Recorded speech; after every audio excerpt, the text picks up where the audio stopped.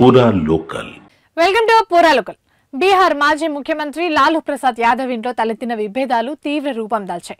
తను RJD party నుంచి కుటుంబం నుంచి బయటకు వచ్చేసినట్లు ప్రకటించిన ఆయన కుమార్తె రోహిణి ఆచార్య తాజాగా తన సోదరుడు తేజస్విపై తీవ్ర ఆరోపణలు చేశారు. ఆయన సహాయకులే తనను కుటుంబం నుంచి బయటకు పంపించినట్లు పేర్కొన్నారు. ఈ మేరకు తీవ్ర ఆరోపణలు చేస్తూ ఆమె ఎక్స్ వేదికగా వరుస పోస్టులు చేశారు. నిన్న ఓ కుమార్తె, సోదరి, గృహిణి, తల్లి అవమానం ఎదుర్కొన్నారు. అసభ్యకరంగా తిట్టారు, కొట్టేందుకు చెప్పులు ఎత్తారు. నేను నా ఆత్మగౌరవం విషయంలో రాజీ పడను, సత్యాన్ని వాళ్లకు లొంగనీయలేదు. కేవలం అందుకోసమే అవమానాలను ఎదుర్కొన్నా. ఏడుస్తున్న సోదరిని, తల్లిదండ్రులను నిన్న ఓ కూతురు నిస్సహాయతతో వదిలి వెళ్ళింది. మా అమ్మ ఇంటిని వదిలేసి వెళ్లిపోవాల్సి వచ్చింది.